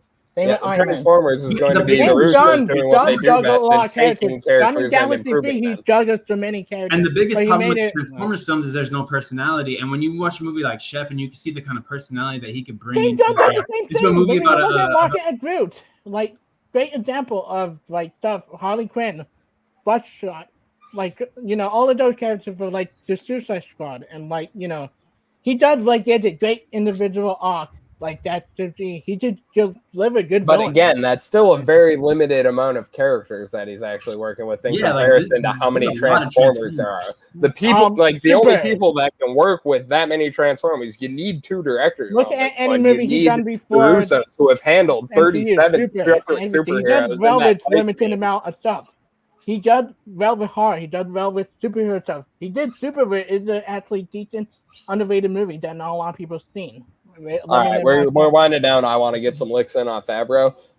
With Favreau, all of his best films are small, contained, heartfelt films like Chef and Elf. And Chef, Elf, the Disney live actions, which are even bigger in scope, are still down to those very few characters. Favreau and Gunn have the same problem in that we need more, it's down to those few core characters. But the best action scenes in the MCU, the most bombastic ones, I went and Googled a list of just best action scenes in the MCU. That's what I Googled. Fab's nowhere near any of the 5 lists I read, and the Guardians only showed up once. However, the Russo brother movies have multiple entrants in every top 5, and they're at the top spot in nearly everyone. And the We Just get because, better just action because scenes they with the have Russo better brothers. action scenes doesn't mean they're the right director. We've seen that many Transformers times are not before. the problem is not action. They have the action is sometimes the best They're part of the great, movie. but the problem is that human- no one cares about anything else between them. Yeah, And so you need a guy like Jon Favreau who can bring in the personality, who can bring in the fun to his Transformers films. James Gunn can, I because don't know if look he- at any of his film outside DC and MCU. Super. Like all of his horror movies, he does great character arcs. With even Jake, a great performer around With Wilson. 5 to 6 characters. And time. All right, we're going to go into the 1-minute closings for each competitor. Jake, you're up first. Time starts when you begin speaking. The fundamental reason the Russos are going to make a better Transformers film than either James Gunn or Jon Favreau is that they cover more bases. They've shown that they can put together an epic, huge fight scene with over 37 named superheroes. And they don't need to start their own franchise here. They're taking the Transformers and they're going to give them that personality that we know and love. Gunn and Favreau just cannot, all of their great films, and they have great films because they're great directors, but they're great films with not as many characters as a good Transformers movie is going to need to have here. This is a 4-hand job. We need 2 directors. We need in order to handle the Transformers, we need the Russos who have done it before.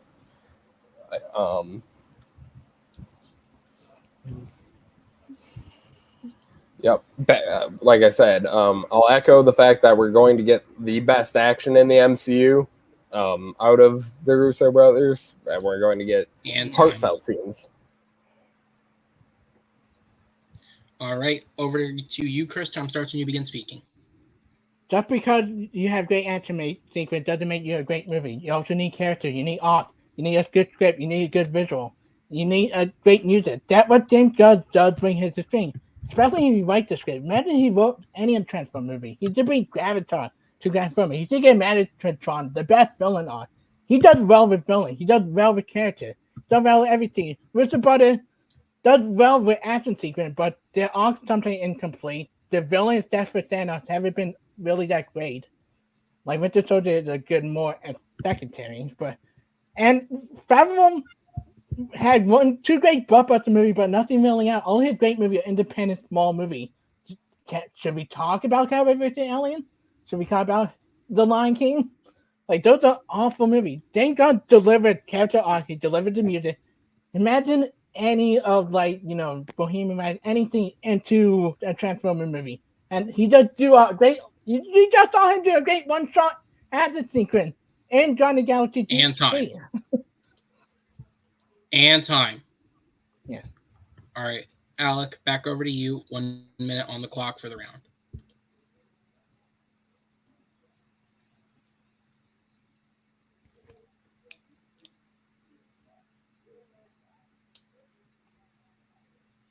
Jon Favreau would bring the heart that is missing so much from the Transformers franchise into the Transformers franchise. He could bring you the lightheartedness of Elf, the heart of Chef, and then you also have the action sequence of I don't know what you're talking about. Iron Man is a great that ending sequence is fantastic, especially to start off the MCU. And he could handle these characters with James Gunn. Dude, he can't do it just because in terms of what he's got. This is which director who's made a film would be the best choice. He can't be the best choice because he is not going to have time to do it with the Russo brothers. Outside of the MCU, they got nothing. You have Extraction, you have The Gray Man, which are just these hollow action films that do nothing for it. And in terms of characters, there are no good characters in the Transformers franchise at the moment, so they have nobody to piggyback off of. They're gonna have to create that on their own. Jon Favreau can do that. He can make the human characters bearable again, or for the first time. And time.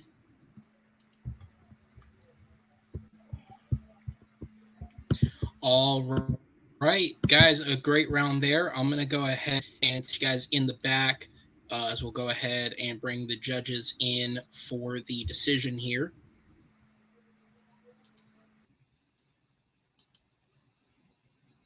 All right. ever so slowly. There we go. Did I miss one? I did miss one. There we go. Okay. Yeah, Nick, yeah. There we go. There we go. All right, we'll get there eventually. With that said, Maria, you were up first this time around. Who gets your vote, and what was the main selling point?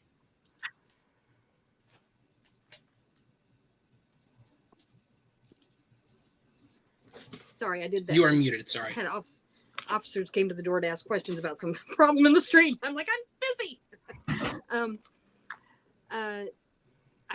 I chose Tato for the Russo brothers. His arguments were good. The 37 people that they did have to wrangle and get in that coherent end of that movie, the whole movie was amazing. I mean, I've never seen anything like that myself. And I thought he had really good arguments. I thought that James Gunn, why do we want to punish him? He's doing good in his thing. Leave him alone. And Alec, I just didn't. Jon Favreau, I love Jon Favreau, but I don't think he could do. The Transformers need more help than I think he could give. Two people would be better than one. All right, so we'll go over to JB3. Who gets your vote, sir? So I literally had Tato and Miller like right at the same spot up until the selling point of the proven track record with Endgame and Infinity War, and then the fact that there's two directors versus one, which really would be something that would be needed in that type of a situation. So with that one, Tato just squeaked by, barely squeaked by Miller in that round for me. All right, so it is 2 votes to Jake. Nick, down to you. Yeah, this is really tough, man. They all brought up really good points. Just kind of went back and forth. I ultimately decided to go with Chris on this one. I think that his point about James Gunn being able to really kind of breathe life and breathe humor and breathe music into this franchise that sorely needs it is pretty good. And I just don't think that anybody was really able to knock him down in terms of what James Gunn couldn't do that would help the Transformers go around overall. So that's why I went with Chris. Okay, and then Alejandro, over to you. I'm with JB3 on this one. This was crazy close. Like, man, everybody had great points and great counterpoints all the way through. I do ultimately think Tato pulled out for me. His knocks against James Gunn being limited to the style, and he has to actually care about the Transformers in order for this movie to work. I thought was a good pull to knock James Gunn down and saying that Jon Favreau really only works better with smaller casts and like small films and things like that. That was a pretty good knock for me. As far as the Russos, what was it? Hold on, sorry. They don't have to tell stories. They only succeed with previously established characters. And Tato was like, "You mean like the Transformers?" And that was the winning point for me. All right. Well, judges, thank you guys so much. Good. We're going to go ahead and sit you guys in the back and move on to the rare 5th question, because this is a 3-way match. In the event that we needed it, there was a 5th question the competitors prepared for. And jump into it. And this is one that is coming from a series of questions. The concept was originally pitched to me by Noah McCausland, so shout out to him for feeding so many questions into so many matches. But the question here is, what is the best year in film? He said, because the way that we normally do it is it's broken down by year, or it's broken up into many different ways. And decades is not something that's actually a selectable strength in and of itself. You can't just pick a decade. So he said, why don't you do it as just questions you assign to people? So from Noah McCausland, we are now at the 1990s based off the other matches having previous decades. What is the best year in film of the 1990s? Quite frankly, I have to say, it's not very often that I give kudos to competitors so openly like this. But when I read this question, there are 3 answers that could very, very quickly vie for that number 1 spot, and the 3 of you nailed it. I'll give you the compliments. That's at question 5. Your answer selection has been on point tonight, boys, across the board. Well done from one guy's opinion. With that said, though, we'll jump into to this. Tato, you are up first this time around. So as I very, very slowly try and load everything back in, because the computer's. I am not up first. We will go ahead and go over to you. No, we won't. I was up first on 1 and 4. On this one, yes. That's fine. Oh, then Chris. I know the order. Gotta call it fair. All right, Chris, go ahead. I think the best year in 1990 is 1993. I think you have some of the best film ever created. You got Jurassic Park, you got Schindler's List, you got The Firm, you got Sleeping in Seattle, Philadelphia, Batman, Master and Phantasm, Dazed and Confused, Cool Running, Army of Darkness. Like, you know, you got Adam Family Value. Like, some of the most entertaining film of all time. It gave us, like, the CGI revolution we have with Jurassic Park, seeing dinosaurs come to life. Thanks to Steven Spielberg, he also gave us one of the best war movies of all time, with Schindler's List.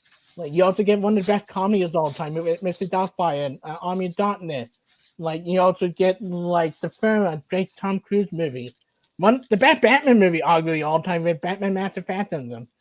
Introduced a lot of people to Vincent Linklater with Dazed and Confused. Quite arguably one of his best movie all time. The Running, great movie. So let's go on and on. It's like, these are films that I love.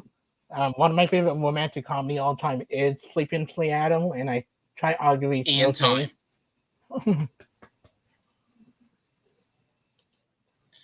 All right, we are going to go up to you, Alec. Time starts when you begin speaking. This round could very quickly become us just listing movies off, so I'm really going to try and avoid that, but I'm at least going to start off by listing the movies from my year, and my year is 1999, right before the new millennia. I mean, you have movies like movies that to this day are still in the zeitgeist of what everyone knows about film. You have one of the greatest sci-fi films of all time in The Matrix. You have David Fincher's Fight Club. You have the Oscar winner from that year, American Beauty, which as an adult seeing that movie now, I have a huge, huge respect for that movie and admiration for that movie, even though it's got some weird things in it. And you have like one of the saddest movies of all time, Green Mile, man. Like, there's so many good things. You have Toy Story 2, which is seen as one of the greatest sequels of all time. Come on. And The Sixth Sense. You have some really good horror movies too that are kind of niche. Like, you have Idle Hands that came out earlier in that year, which is a cult classic for horror films. There's so many films in this year. And time. All right, and now, Jake, we will go to you. Yeah. Your minute starts when you begin speaking. Okay, I'm super glad I got this decade because the best year in film, not only in the 90s, but the best year in cinema, period, is 1994. I'm not opposed to doing the list, and I think because that's what these are for. So I will start with Clerks because it's me. The opening film of The View Askew and still widely considered Kevin Smith's best film. There's no one I know who has it outside their top 3. I'll move on to another director. Quentin Tarantino delivered the masterpiece Pulp Fiction. He's a little more divisive. I cannot make the same boast about it being ranked super high in everyone's list, but Pulp Fiction is widely considered at the top of most lists. Lion King. Once again, most people agree that Disney Renaissance is one of the top eras in the company, and Lion King is one of the best, if not the best film in that era. Forrest Gump is amazing. Natural Born Killers, if you dig on Oliver Stone. You want laughs? Jim Carrey's whole existence is predicated based on 94. Mask, Ace Ventura, Dumb and Dumber. Shawshank Redemption happened in 1994. That movie is near perfect. Time. All right. Didn't I say they picked excellent years? We got 93, 99, and 94. Will we have a debate? Will they be reading more lists? Will this be orderly? Let's see. With that said, we got 6 minutes on the clock, boys. Time starts. I've got a real super quick one. I'll just finish off. I don't give perfect hundreds, but Shawshank is 99 out of 100. And another quick thing, I'm not normally a fan of knocking movies because shit movies come out in every year, but 1993 had Super Mario. And Super Mario is so bad that in my alcoholic, terrible rookie debut match against Joe Fairley, I still got a point on how fucking bad Mario is. That's because we all have bad movie in our list. My movie Yeah, I know. I just said that. Yeah, but remember, we also Welcome have to the debate. one of the more underrated animated movie, two underrated animated movie for my year. Batman Master and the Phantasm and A Nightmare Before Christmas. You also got The Sandlot. You Kill Me, Small, Groundhog Day. Like Philadelphia, Mr. Doubtfire, to go on the list. They all different decade, like different, like genre, a great movie. You get one of the more iconic horror movies with Army of Darkness, with horror and comedy have done really well. Like lines that you still quote to this day. Dazed and Confused, a great coming age teenager movie from back in the day. Richard Linklater, like Robert Williams, what made him famous. Yeah, You got those movies. I got these movies. What made him famous, Mr. Doubtfire, like that's the iconic role you see every day. You will have the Matrix. You will have a bunch of without something like Jurassic Park paving the way for like stunning technology back in the day, for like bring the dinosaurs to like the iconic music. Two like, great Steven Spielberg films does not a great year in film make. Yeah, Groundhog Day. Like you got a bunch. You got a bunch of good flicks. My list go on, and it just like, all of our lists go on and on. Two great back-to-back Tom Hanks movies that year. Cleveland in Seattle is a great romantic comedy that not a lot of people watch, and but none of them are Forrest Gump. Philadelphia is a better performance than Forrest Gump. It isn't though. What he did with Philadelphia is heartbreaking, and he carried that film on his shoulders. Forrest Gump had Jenny. Jenny is one of the Jenny's a terrible character in a fantastic film. I'm not even a Tom Hanks fan, but Forrest Gump is a fantastic film. Shawshank Redemption is great, but it won. Shawshank Redemption is the best film that has been mentioned. Period. Also, let me remind you, True Romance also came out. Alec Cook. I'm gonna quote LeBron James here for all you sports fans. Both of y'all's years are top heavy as bleep. Like this, like y'all's movies, y'all have some great movies. In 1999, it's like they were making films because they thought the world was gonna end. Like you had films that to this day are still seen as like as popular as they are. Yes, not just amongst film fans, but amongst movie fans and people that are just in general. People to this day talk about how The Matrix is one of the greatest sci-fi films of all time. You have Fight Club. You have, but you even have smaller films like one of the greatest animated films of all time, The Iron Giant. Like everyone was bawling their eyes out. Like this was a great. I'm gonna piggyback on that because I have some words written down specifically about that.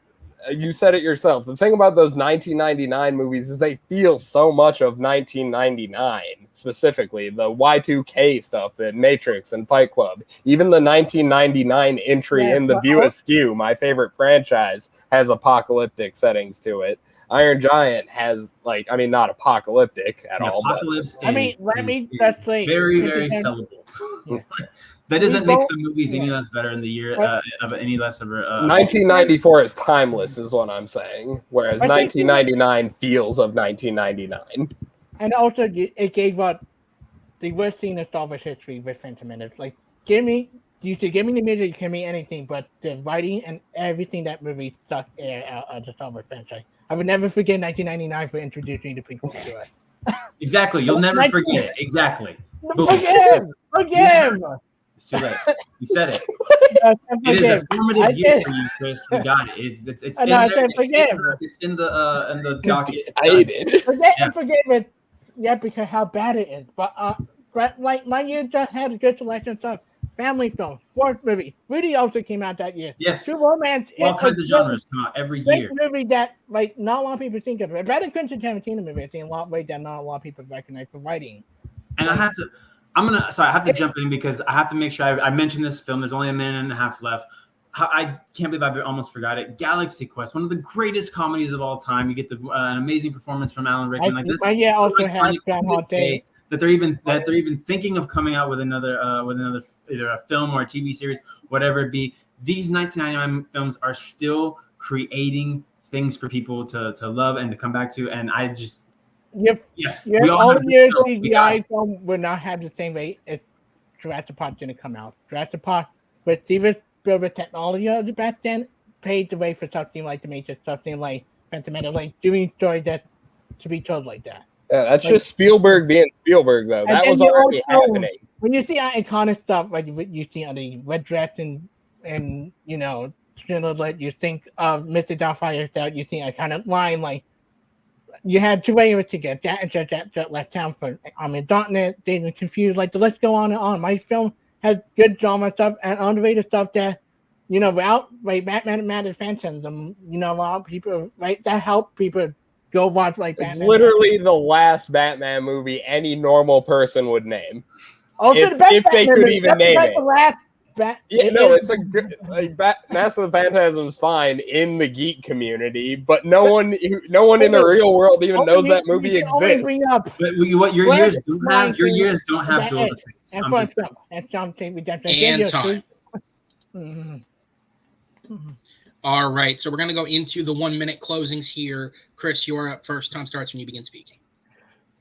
I think we all had great selection stuff, but I think mine is the classic example of drama after drama after drama, and it's stuff that iconic stuff that think in your mind. When you see a Tommy, you think of Philadelphia. You think of Sleeping in Seattle. You think of Robert Williams. When you think of Mr. Doubtfire. You think of Tom Cruise on the crew. Well, underrated performance you see in the film. When you think of Quentin Tarantino as some of his best, even in Justice Writing, True Romance. Then you get great sport movies like Rudy, Cool Running. You get great animated movies like Batman and Phantasm. Nightmare Before Christmas. You also get the Sandlot. My list go on and on, but iconic stuff. And then you get something like Jurassic Park. To this day, you start to hum the Jurassic Park music. People know Jurassic Park. When you say "Woman in Red Dress" for any movie, you see a Schindler's List. When you see "You Kill Me Small," you see on the Sandlot. Everything you think of. 1994, Tated to the only few. Then it's a lot of your movie would it be the way it is without stuff like Jurassic Park, without stuff like we have in mind decade. Like CGI technology and iconic music. Don't only have best Jurassic Park. And time. Yeah. All right, Alec, up to you. Oh.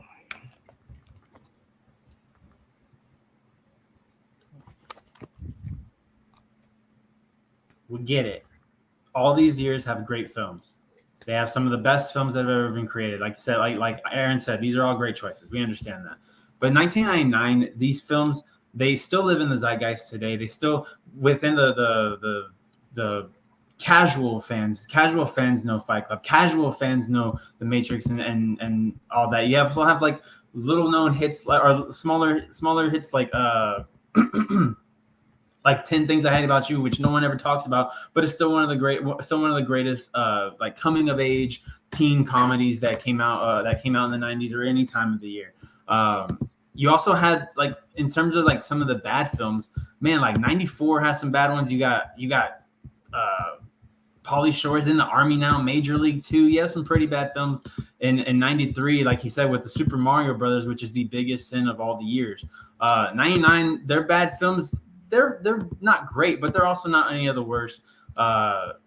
When you have like things like Universal Soldier, and you have those fun films, like I said earlier, The King of that. All right, Tato, down to you. Final minute of the round when ready. 99, Wild Wild West and Baby Geniuses. No, just since you were the only one who did not take any guff, I had to throw a little at you. There are so many amazing genre and career-defining films in 1994 that are revolutionary and timeless. Both of you guys picked two movies to latch on from your decade. You picked Matrix and Fight Club. You picked Jurassic.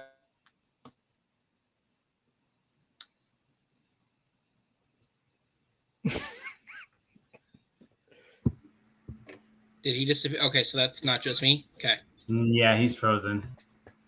Someone see a photo right. that. That's the most iconic thing. We had to put that on a video on YouTube. And this whole time, we could only really like bag on Aaron for having really bad internet. But now, damn it. Alec, great job, by the way. That's the most fun argument to ask. All righty. For what it's worth. Hold on, Tato. Give me a second, okay?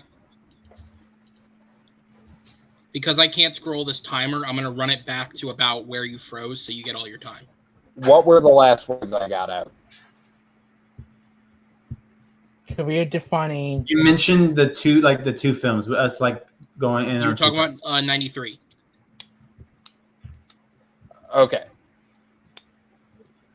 All right, it was about here. 37. All right, hey. Just punch my time code in, and then you're good to go, okay?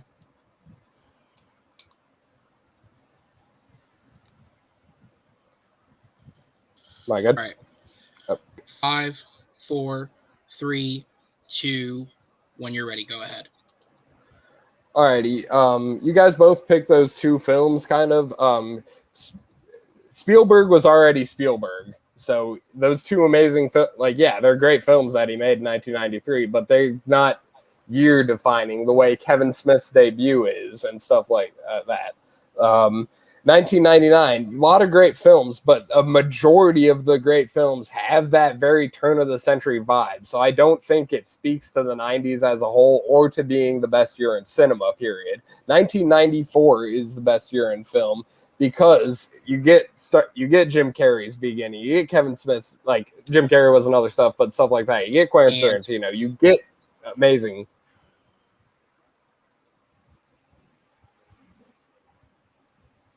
All right, guys, I'm going to go ahead and sit you in the back, and we will jump into the judges' results here. Excellent debating once again, guys. Here we go. All right. Slowly but surely. Here we go. There's that. And there we go. All right. So, JB3, we're going to go over to you first, sir. Who gets your vote, and what was the main selling point of the round? All right. So, this was a good one because the whole debate started with just let's list our movies, which in this question I think is something that works. But then it started to get real interesting when you had the debaters starting to knock other people's movies or give reasons around why the movies they chose. What was the reason why their picked year was the best year for film in the 90s? And after everything, and this was for me, all three of them did well, but I think Tato just niched it from when he was talking. He had good reasons why not only his opponent's years were not as iconic as his year, but he had examples to back up not only the good films that they had, but the impact that they held. And I think with that, my choice was Tato, but it was like extremely close. All right, and then over to Nick. Yeah, this was another one going back and forth and back and forth. Again, I initially just started out with listing movies. Unfortunately, I don't think Chris was able to get out of just listing things. I decided to go with Tato because, like was stated, I think that the argument that really won it for me is that there's a lot of careers were defined and set in his year versus everybody else's. I did think Alec got close with how impactful 99 is and how people were making movies like it was the end of the world. But I think that Tato's right in terms of how many people had their careers made in 94. So I went with Tato. All right, Alejandro Downey. Yeah, I'm kind of in the same boat. Everybody picked a really great year. I do think Diaz fell behind just a little bit, saying that 94 paved the way for things like The Matrix and so forth, admitting that movies get better later on. And I kind of went the opposite direction. I think Alec actually sold really well that 99 had the more impactful movies, even with the whole post-apocalyptic storyline thing going on. Several of the movies listed, Green Mile, Toy Story 2, The Sixth Sense, The Iron Giant, have nothing to do with the apocalypse. And I think Tato's right about 94 feeling timeless. It doesn't suffer from the time. I don't think 99 does either. The main point that won me was that even the bad films from 99 aren't as bad as the Super Mario Brothers movie. Like the two listed, Wild Wild West and Baby Geniuses, I think are still entertaining movies, not the best movies, but hey.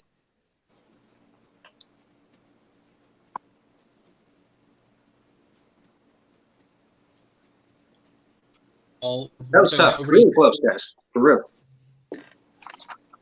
Pardon?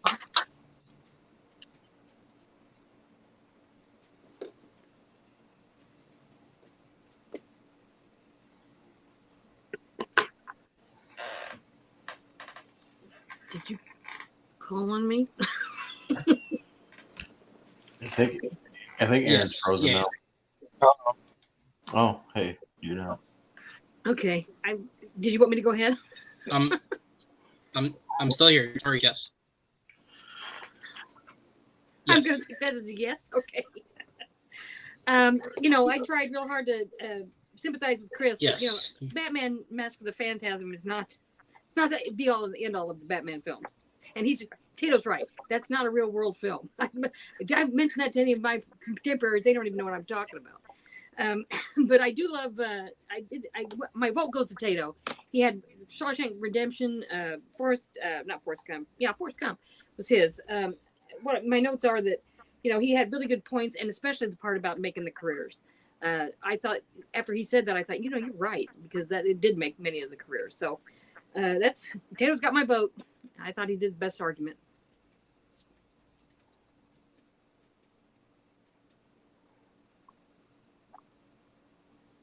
All right, judges. Thank you guys so much. I'm going to go ahead and sit you in the back because your winner with a final score of 3-1, the victor of our first official three-way match, Jake Tato Riese.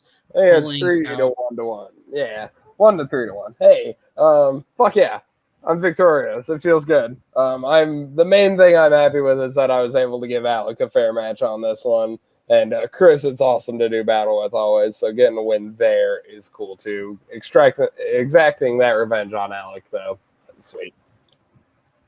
Absolutely, man. So yeah, let's jump into it. So you are, dude, you've made quite the turnaround here. Obviously, without going too much into it, anyone who knows you knows that some of your performances earlier in Battleground were not an affect of your lack of effort or your lack of trying. And so now you've come back, you've got a clearer head, you're putting in the same effort you put in before, and the results are showing. Since your return match at the tail end of last season, you're 3-0, you're on a 3-win streak. Your next match coming up, you are going to get one more in before the tournament begins recording. Now, obviously, we're still a few months away from the tournament uploading. That won't start till October. But for the sake of the competitors, we're going to be finalizing slots and recording earlier than that. So you'll get one more in before we get to that point. And if you win that match, you got a very, very good chance of qualifying, just depending on how many players win or lose matches from here till then, but you give yourself the best shot you're ever going to have to get in. If you can win that next match and go 50-50, even if you don't, for whatever reason, get the tournament qualification, how is it going to feel to finally get to that point? Yeah, 500 this year has been my big goal, so we're not even fully halfway through the year, so to get there as quick as I have kind of has been nice. So we'll kind of move the goalposts a little. We'll say above 500 will be my goal to end this season on. And if getting in this tournament is a good way to do that, we'll find out. Maybe if I can get in the tournament, I'll be anxiously watching the other near 500 players, depending on if I even get a W myself. So hopefully another good opponent coming on. Two great ones here in Alec and Chris tonight. So definitely looking forward to the future. Absolutely, sir. Well, it was a very, very good win. Until next time, of course, take care of yourself. We'll sit you in the back. We will go ahead. Unfortunately, because of obviously when you guys are watching this, it's like 7 o'clock EST earlier if you're in another time zone, or later if you're our friends in the UK. But at recording time, it is pretty late, all things considered. Alec unfortunately had to hop off due to time constraints that were set before the match. And so with that said, he's not able to give a post interview today. We are going to bring in Chris Diaz, however. And Chris, I'm going to say it, despite the fact that unfortunately it's a loss on the books for you, I'm going to say that my theory was correct. I think if we can put you in these situations where there's stakes involved, but you're not the stakes, it almost seems to weirdly draw something out of you, because I think that was the best performance you've given in quite a few matches. How are you feeling after that? I'm feeling good. Yeah, but surprised to read the quick question, but that was a nice surprise. And yeah, fun. Love Tato, love Alice, fun to argue against him, and it brought out the fire in me. I love when somebody to get me to really be on my defense. And so, Yeah, absolutely. So unfortunately, it's one of those things where at this point it does kind of go without saying we don't have nearly enough time to get you the wins you need to put yourself in contention for something like the tournament. But what do you look for in a next matchup potentially? I look for a good opponent, a fun opponent, someone to keep me on my ground. I happy not playing the tournament. I don't want a retread of what happened last year when I was put in tournament last minute. The Uwe Bowl question, all of question. Oh, I can always still give you one of those if I want. Just remember that. Yeah. Anytime I like, I can send old Uwe back. Yeah, APO bringing up Uwe Bowl. All right. Yeah, but Chris, any opponent I'd be fine with. I'm here to have fun, like that at the end of the day. Absolutely. Always a good attitude. Always happy to be here. Chris, thank you, sir. We'll go ahead and sit you in the back till the next time, guys. So that is it. A first three-way match out of the way. A couple of hiccups here or there, but you know that shit's gonna happen. It'll get, as all things, it'll get smoother as it goes along. This show got smoother as it went along. So certainly this format will. Hopefully it won't take 150 episodes for us to get one successfully off the ground again. But we'll see how it goes. And if we can't, see you at 300. With all that said, though, congratulations to Jake. Thank you to Chris and Alec for their participation tonight. They did a great job as well. Thank you to my judges behind the scenes, Maria, Nick, Alejandro, and JB3 for being here and bearing with us during this, again, sort of a test format type thing. Everybody was an experiment tonight, and I appreciate their participation, willing or unwilling, especially on the judges. They had no clue what they signed up for. Thank you to them. Be sure to rate the video, drop a comment, subscribe to the channel, and stick around for more great Movie Battleground. On behalf of everyone here, my name is Aaron Knoll. Until next time.